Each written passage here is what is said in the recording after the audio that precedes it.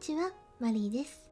今回は奥行きとお花の景色が特徴の温泉のお部屋を作ります。様々な植物の家具と照明を使って景色に奥行きと立体感を持たせています。応用が利く組み合わせ家具もご紹介しますので、お好きなものを取り入れてみてくださいね。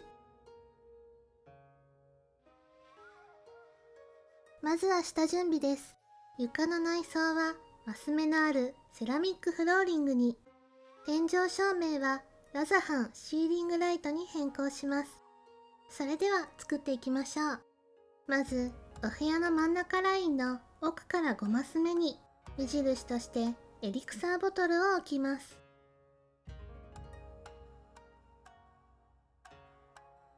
続いて奥から7マス、壁から2マスの場所にログピラーを設置します。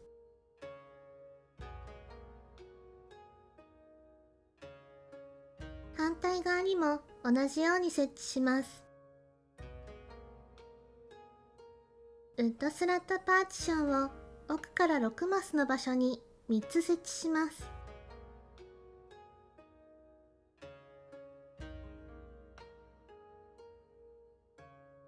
そこにイミテーションウッドルーフウィンドウを貼れる高さの一番上で貼り付けます。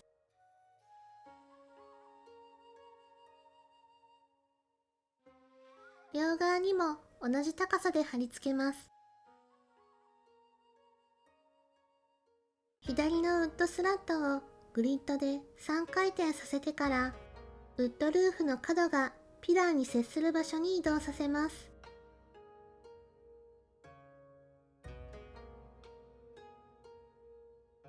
反対側も同じようにします。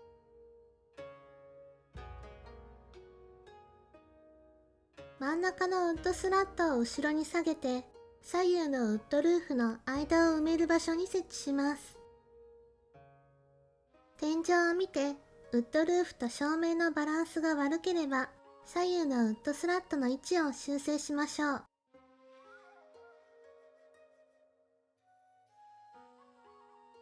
反対側を向いて、入り口から3マスのところにウッドスラットを3つ置きます。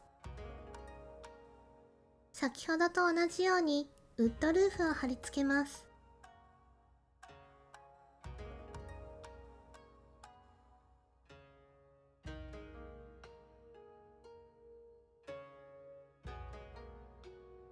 貼り終わったら両側のウッドスラットを3回転させます。天井を見て真ん中のウッドルーフの窓がきれいに向かい合う場所に調整します。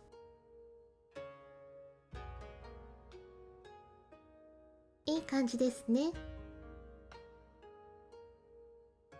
両側のウッドスラットも動かして隣のルーフとの位置を調整します。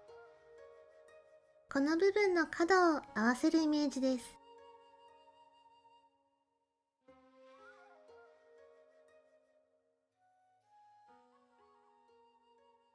反対側も同じようにします。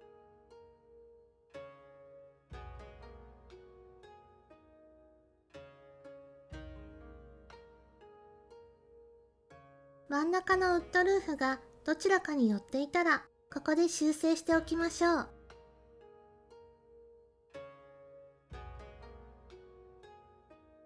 両サイドにも同じようにウッドスラットを置いて、ウッドルーフを貼ります。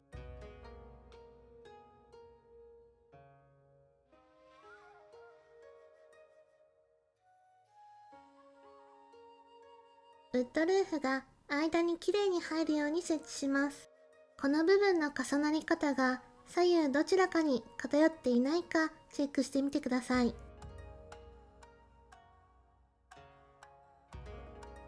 反対側も同じようにします。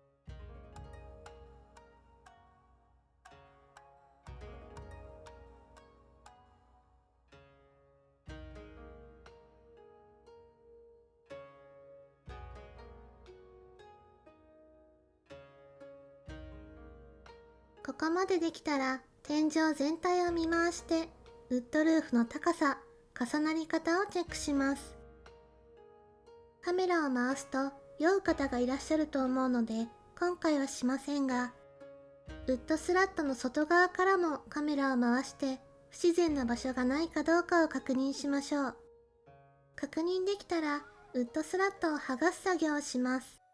所持品からアンティークウォールシェルフを出してウッドスラットに貼り付け、もう一度所持品に戻します。こうするとすべてのウッドルーフがウッドスラットから剥がれた状態になっているので、ウッドスラットをルーフと離れた場所に移動させてから回収するという手順を繰り返します。8個のウッドスラットをすべて回収しましょう。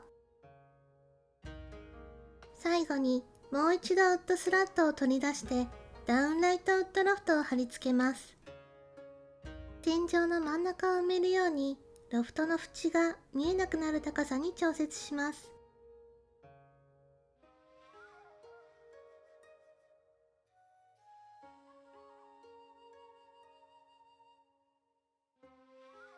ロフトの4つの電気の真ん中に天井照明が来るようにしてみてください。できたら先ほどと同じアンティークシェルフの出し入れでウッドスラットを剥がして回収します。これで天井は完成です。続いて奥の景色を作っていきます。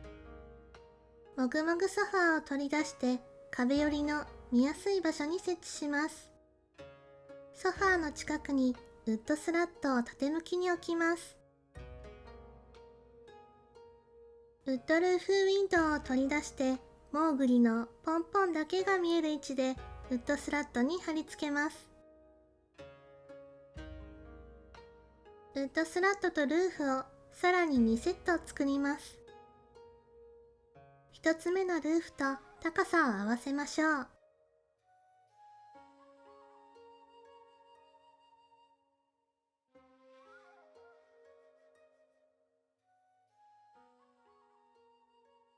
できたらウッドスラットを1つ動かしてウッドルーフがエリクサーボトルのラインに来るように設置します。あとの2つはルーフの斜めの部分が手前に向くようにグリッドで3回転させて設置します。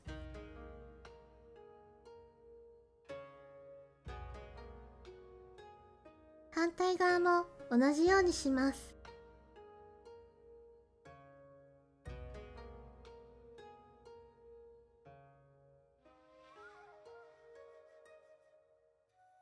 ここでウッドルーフの重なる場所がボトルから2マスのところになっているのを確認します。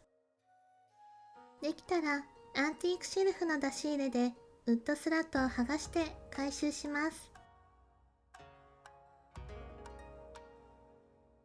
もぐもぐソファーとエリクサーボトルも回収しましょう。次にラザハンブックシェルフパーティションを裏返してログピラーの横に設置します。金色のラインが見えなくなるように置きましょう。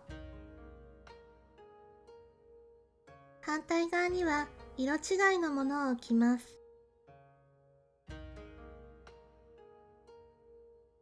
茶色のログピラーを真ん中より1マス左のラインを目安にしながらウッドルーフの上に重ねます。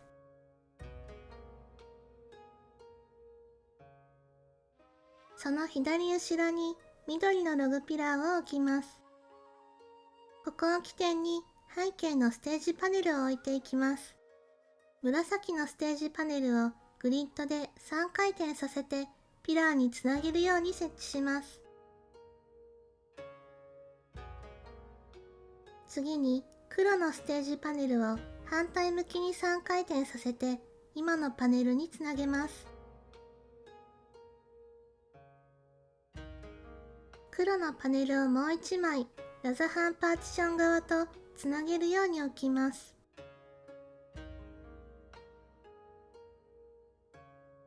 反対側は紫のパネルをグリッド2回転でピラーにつなげておきます。2枚目は逆向きで4回転させて設置します。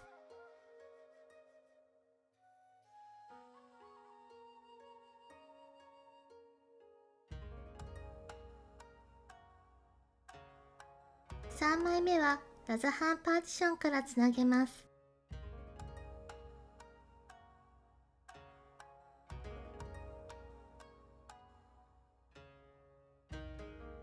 パネルの境目にログピラーを2本設置します。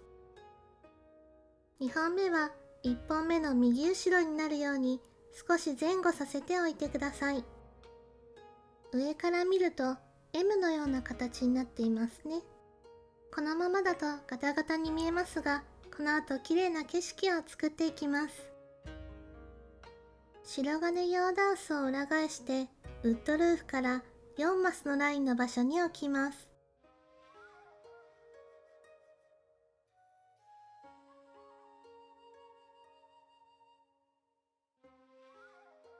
このラインに全部で5つの白金用ダンスを隙間が開かないように置いていきます。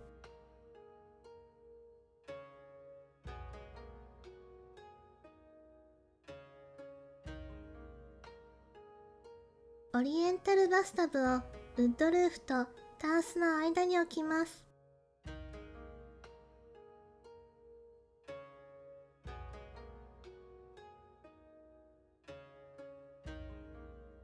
両サイドの空いている場所にも2つずつ白金用ダンスを置いて埋めていきます。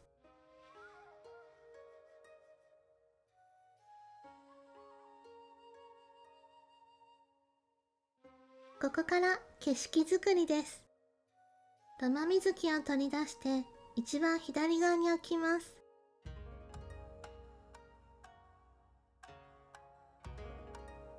お花の手前にもぐもぐソファーを置いて丸いライトを見せるようにします。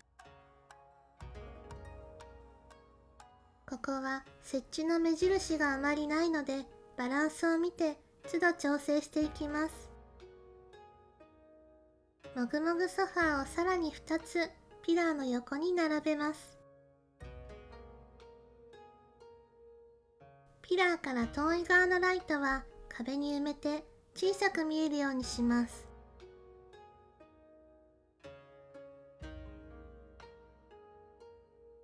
その横には竹の鉢植えを2つ置きます。竹がランダムに生えている感じを意識して置いてみてください。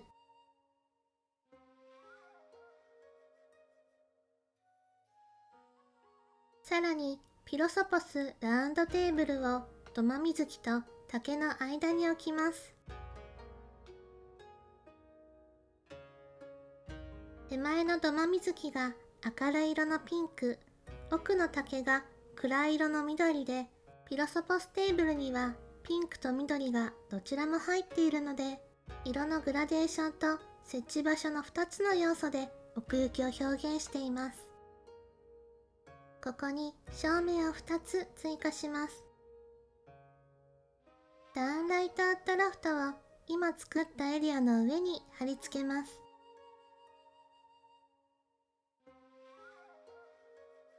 手前から見えないように天井近くの高い位置に貼ってください。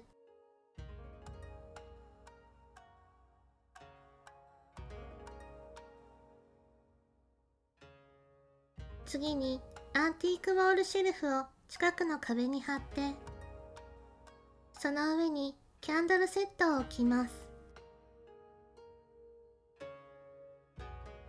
長いろうそくが壁の後ろに行くように回転させてから、シェルフを丸いライトの下にキャンドルが見えない位置で貼り付けます。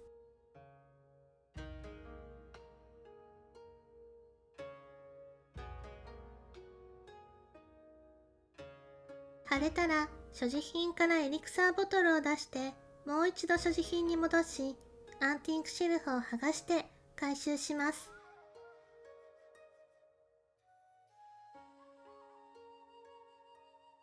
真ん中のパネルにはスプリングフィールドパーティションを重ねます。オレンジのピラー側に寄せてお花が薄く出るように重ねます。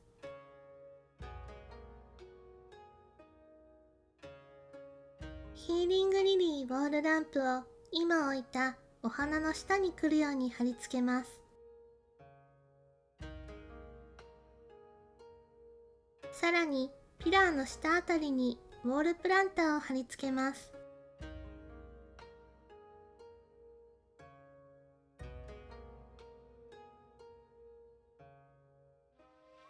右側はピラーの横にピロソポステーブルを置いて、さらに土間水木を置きます。植物の向きはお好みなので、ここだと思う向きで置いてみてください。スプリングフィールドパーティションを右のログピラーからつなげるように、お花を薄く出して設置します。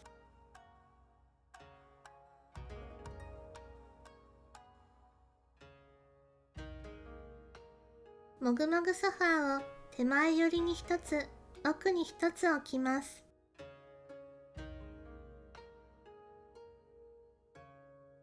奥の方はライトを壁に少し埋める感じですね。こちら側の上にもダウンライトウッドロフトを貼り付けます。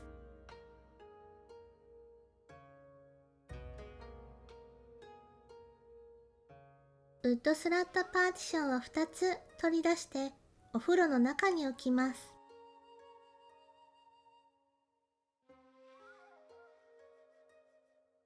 ここにラザハンペンダントウォールライトを貼り付けてから、ウッドスラットを天井のルーフの境目あたりに移動させます。ルーフが重なるところからライトが垂れ下がるイメージでライトの高さを調整します。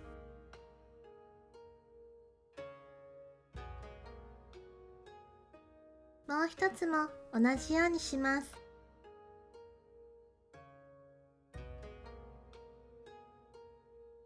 この作業の時、ウッドスラットに天井のルーフやダウンライトウッドロフトがくっついてきてしまうことがありますが、この天井は後からでも修正が効くので、くっついても慌てずに、くっつきたいなんて可愛いやつだな、くらいの気持ちで乗り切りましょう。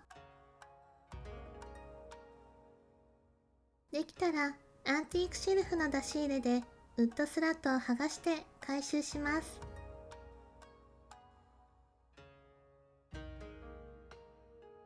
ここで一度天井照明を落として景色を確認してみます。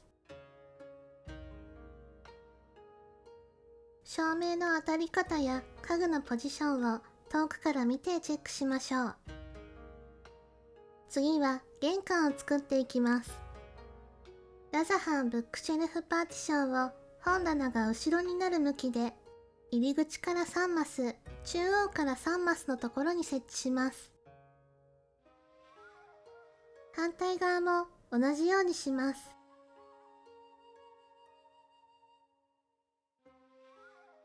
ショーケースを置ける範囲の一番ドア寄りに設置します。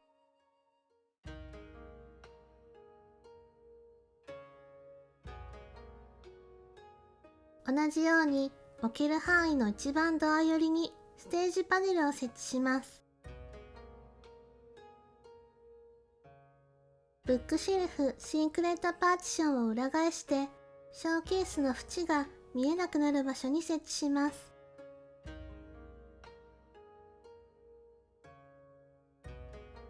ラザハンスクリーンを裏返してショーケースの前にはめ込むように設置します。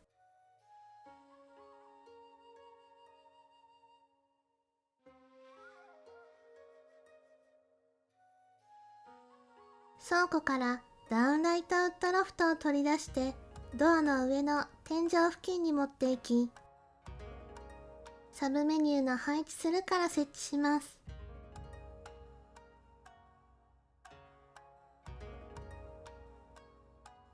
スパイダープラントの鉢植えをドアの横に置きます。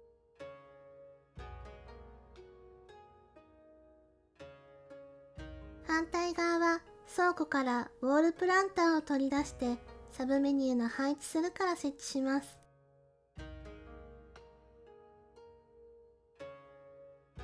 ラザハンブックシェルフパーティションを斜めにして2つのパーティションの隙間を埋めます。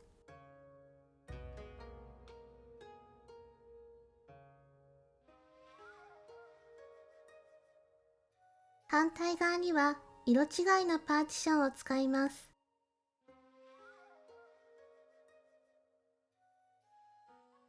ここからは壁の装飾作りです。サイドタイドカーテンを壁の右上に貼って、その横にスワッグバランスカーテンを貼ります。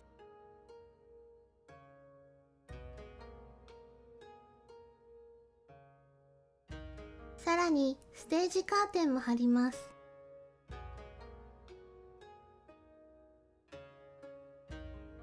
カーテンの合間にラザハンペンダントウォールライトを貼ります。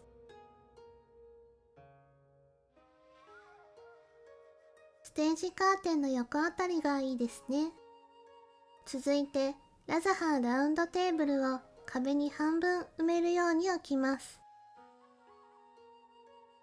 テーブルの上の小物はお好みですが、今回はテーブルオーケストリオンとシュラウドスモールチェストを置きました。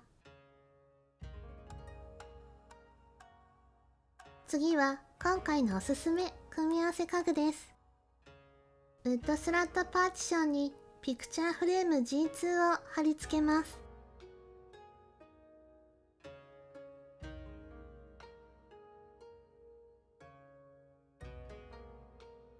ウッドスラットを動かして壁の後ろに持っていき、ピクチャーフレームの枠のラインだけが見えるように調整します。調整の仕方によって枠の見え方が変わるので、お好みの見え方を探してみてください。また、ピクチャーフレーム G3 でも違う枠の模様を楽しむことができます。今回はこのくらいの出方にしてみました。アンティークシェルフの出し入れでウッドスラットを剥がして回収します。続いて倉庫からロイヤルライオンスタチューを取り出して台座に乗せる機能をオフにしてから尻尾が手前になるように回転させます。尻尾のカーブだけが壁から出る場所を見つけてサブメニューの配置するから設置します。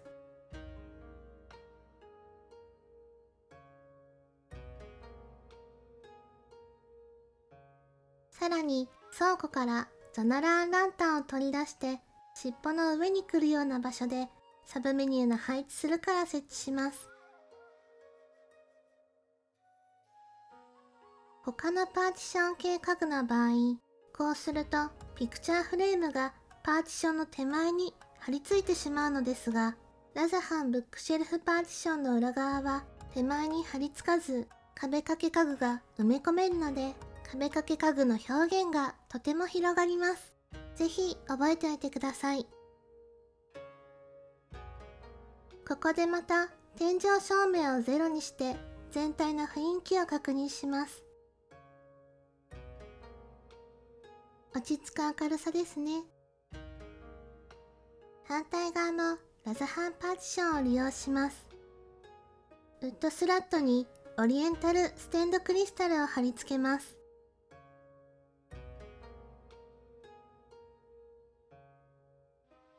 ウッドスラットをラザハンパーティションの方に移動させて、ステンドクリスタルの高さを調整してから、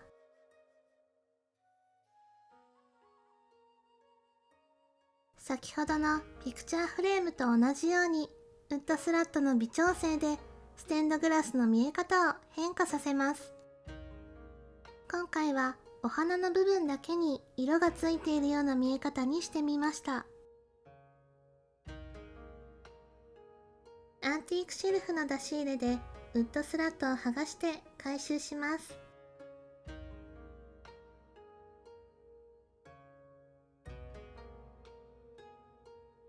ステンドクリスタルの横にはサイドタイドカーテンを貼り付け、重ねるようにステージカーテンも貼り付けます。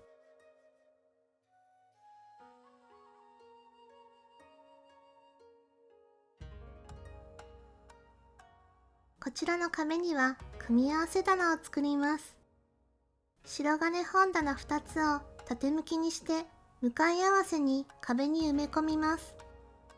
この時、本棚の側面のマークが2つとも見えるように置きましょう。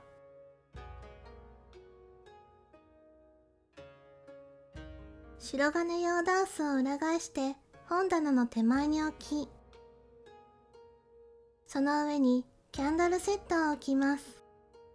背の低いキャンドル1つが手前に来るようにして、タンスの右寄りに設置します。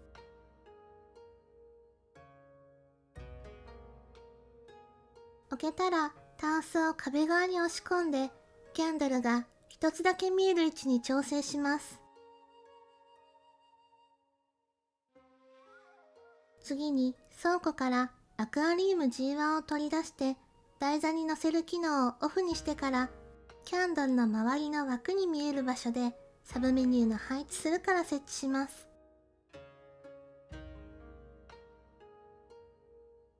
シュラウドサイドボードを白金用ダンスに重ねます。ラザハンペンダントウォールライトを本棚の間に貼り付けます。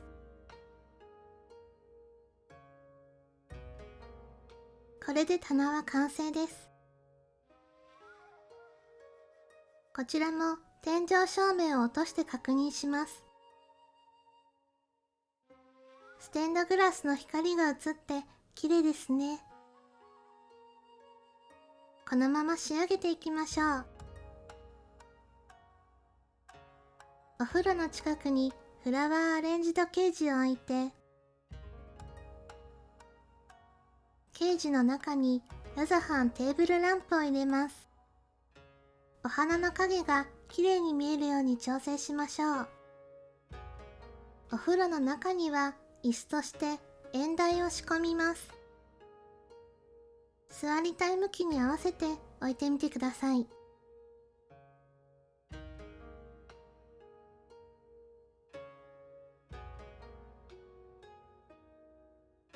お風呂の右にはプランターパーティションを2つ壁に沿わせるようにしておきます。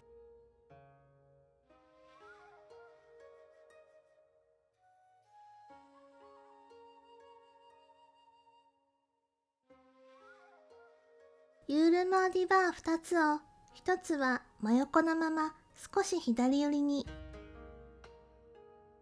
もう1つは斜めにしてつなげてカウチのようなイメージで置きます。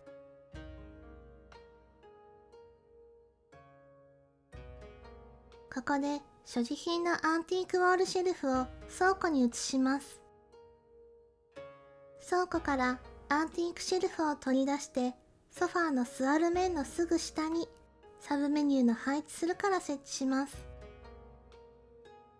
シェルフの上にツインクッションを2つ乗せます。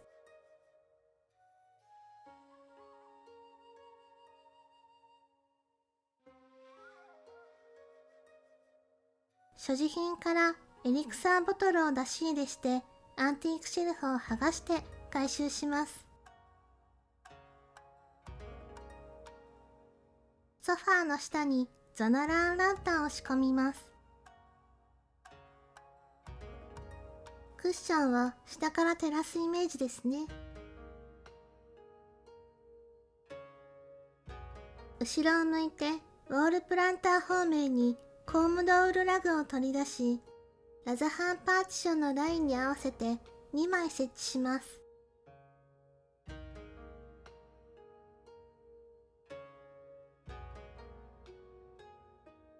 最後に床の内装をラフストーンフローリングに変更します。景色を楽しむ花温泉が完成しました。華やかな温泉でぜひ日々の冒険の疲れを癒してくださいね。ご視聴ありがとうございました。